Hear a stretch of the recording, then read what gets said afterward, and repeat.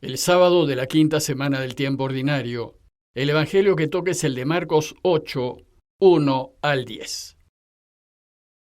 Uno de aquellos días, como había mucha gente y no tenían que comer, Jesús llamó a sus discípulos y les dijo: «Tengo lástima de esta gente, llevan ya 3 días conmigo y no tienen qué comer, y si los despido a sus casas en ayunas, se van a desmayar por el camino. Además, algunos han venido desde lejos». Le replicaron sus discípulos: «¿Y de dónde se puede sacar pan aquí en despoblado para que se queden satisfechos?». Él les preguntó: «¿Cuántos panes tienen?». Contestaron: 7. Mandó que la gente se siente en el suelo, tomó los 7 panes, pronunció la acción de gracia, los partió y los fue dando a sus discípulos para que los sirvan. Ellos los sirvieron a la gente. Tenían también unos cuantos peces, Jesús los bendijo y mandó que los sirvan también. La gente comió hasta quedar satisfecha, y de los trozos que sobraron llenaron 7 canastas. Eran unos 4,000. Jesús los despidió, luego se embarcó con sus discípulos y se fue a la región de Dalmanuta. Marcos en su Evangelio nos ofrece 2 relatos de multiplicaciones de pan. El primero está en Marcos 6, 30 al 34, y el segundo es el texto de hoy. ¿Cómo así? ¿Es que acaso Jesús hizo 2 multiplicaciones de panes? Resulta que Jesús murió muy probablemente en el año 30 de nuestra era, y el evangelio más antiguo que tenemos es el de Marcos, que apareció recién en torno a los años 65-70. Al inicio, los creyentes transmitieron oralmente los dichos y hechos del Señor, y durante unos 40 años aproximadamente, tuvo lugar una larga cadena de transmisión oral. Y como eran muchos los que en ese tiempo deseaban hacerse cristianos, en esa transmisión oral primó la necesidad de enseñar a los nuevos creyentes acerca de Jesús y su camino, y la información biográfica pasó a un segundo lugar. En este largo proceso de transmisión oral, los dichos y hechos de Jesús se fueron mezclando con las interpretaciones y enseñanzas que la Iglesia fue haciendo de ellos, y los relatos se fueron ajustando y adecuando para que la gente pudiese entender el mensaje. Años después, cuando los evangelistas decidieron componer sus obras, lo que hicieron fue recolectar los relatos orales, ya reflexionados, que pudieron encontrar, y luego los ordenaron siguiendo una línea temporal a manera de historia, pero subordinando los relatos a sus objetivos catequéticos. Bueno, pues les cuento todo esto porque muchos especialistas piensan que originalmente hubo solo un relato de multiplicación de panes. Sin embargo, a la hora que Marcos recolectó el material para su obra, probablemente llegaron a sus manos 2 versiones distintas de esa multiplicación. Como saben, a lo largo de una transmisión oral, los datos de un relato se suelen distorsionar. En la primera versión hubo 5 panes, comieron más de 5,000 hombres y sobraron 12 cestas de pan. Y en esta segunda versión hay 7 panes, comen unos 4,000 hombres y sobran 7 cestas. Parece que Marcos decidió incluir las 2 versiones que le llegaron como 2 diversas multiplicaciones a fin de ofrecernos 2 distintas enseñanzas exigidas por el contexto. Siempre hay que tener presente que los evangelios que tenemos no son biografías de Jesús, sino enseñanzas. Luego, ¿qué se nos quiere enseñar en estas 2 multiplicaciones? En primer lugar, son públicos distintos. En la primera, Jesús estaba en territorio judío y entre judíos, y ahora está en la Decápolis, en territorio pagano y entre paganos. En esta segunda multiplicación, Marcos quiere subrayar el alcance universal de la misión de Jesús, y en esta versión hay varias referencias que aluden al pueblo no judío. Marcos desea que aprendamos que la buena noticia de Jesús es también para los paganos, pues parece que Marcos no fue judío, y la invitación a los paganos fue una preocupación de Marcos, que ya nos la anunció en la curación de la hija de la sirio-fenicia y en la curación del sordo mudo. El evangelista busca que aprendamos que los no judíos también están invitados a la mesa del Señor. Los paganos de ese entonces podrían ser imagen de los cristianos de hoy, indiferentes y no practicantes, que necesitan que se les anuncie de nuevo la buena noticia. Veamos el texto. Jesús se encuentra en territorio pagano, en la Decápolis, fuera de Israel, y el texto empieza diciéndonos que había mucha gente con él, pues parece que su fama se había esparcido por la Decápolis, y muchos se habían adherido a su camino y lo seguían. Entonces Marcos presenta el problema en boca de Jesús. Me da lástima la gente, ya llevan 3 días conmigo y no tienen qué comer. Lo primero que aparece es la preocupación de Jesús. Siente lástima y se compadece porque la gente está pasando hambre.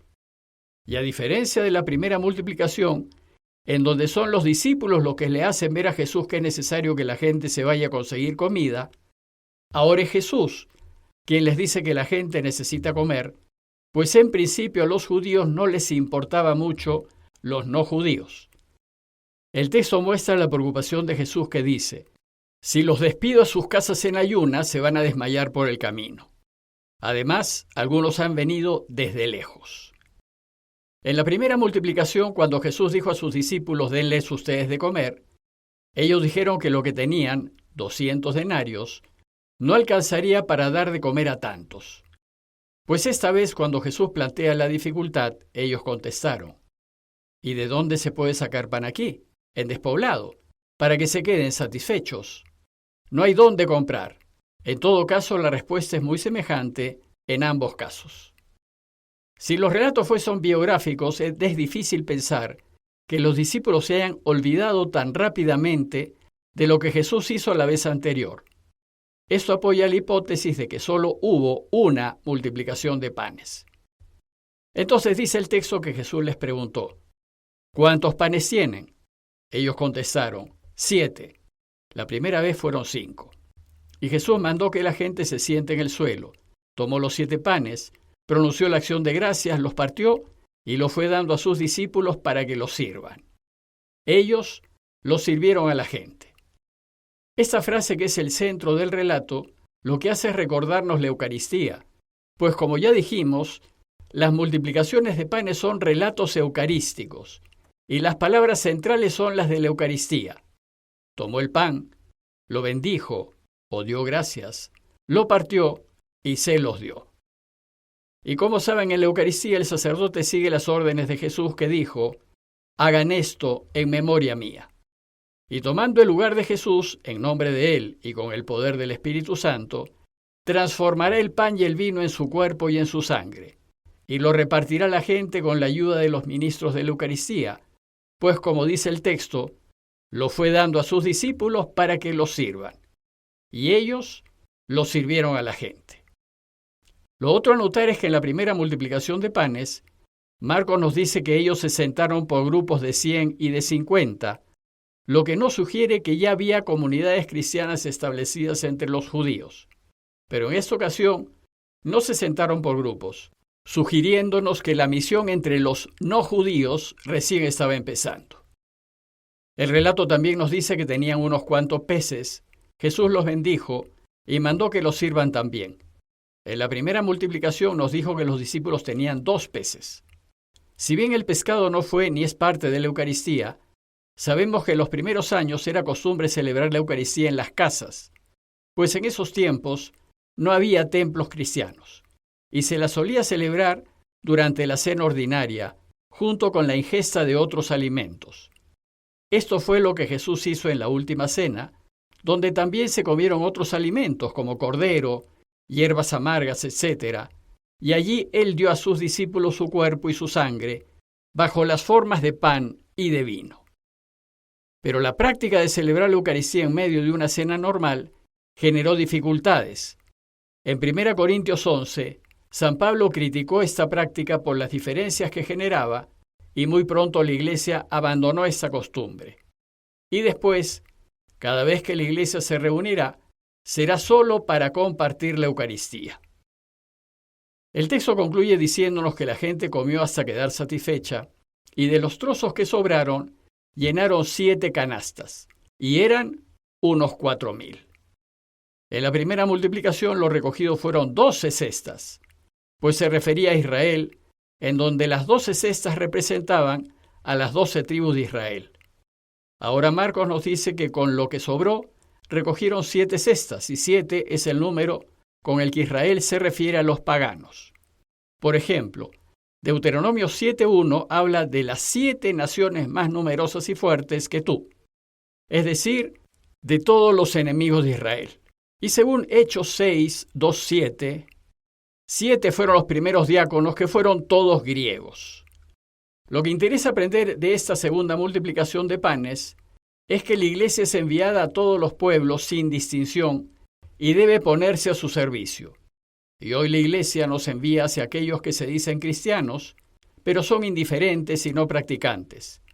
Estos solo conocen formas externas, trasnochadas, pero no tienen la menor idea de lo que es el camino de Jesús. El relato termina diciéndonos que Jesús los despidió y luego se embarcó con sus discípulos y se fue a la región de Dalmanuta. Jesús sale repentinamente de la región de la Decápolis hacia Dalmanuta. Dalmanuta es un lugar desconocido que no ha sido ubicado geográficamente, pero parece que quedaba en territorio de Israel. En conclusión, este relato nos enseña que debemos tener una mente abierta y universal, capaz de acoger a todos para anunciarles el camino de Jesús, y nos enseña a mirar a los otros pueblos y países como hermanos, y en ningún caso como enemigos, pues todo el que sigue el camino de Jesús es hermano, sin importar su pasaporte. Pidámosle pues al Señor su gracia para ser sensibles a las necesidades de la gente y tener un corazón abierto para acoger y ayudar a todos, sin distinción de razas, culturas, lenguas y ni siquiera distinción de religiones. Compañía de Jesús, Jesuitas, Perú.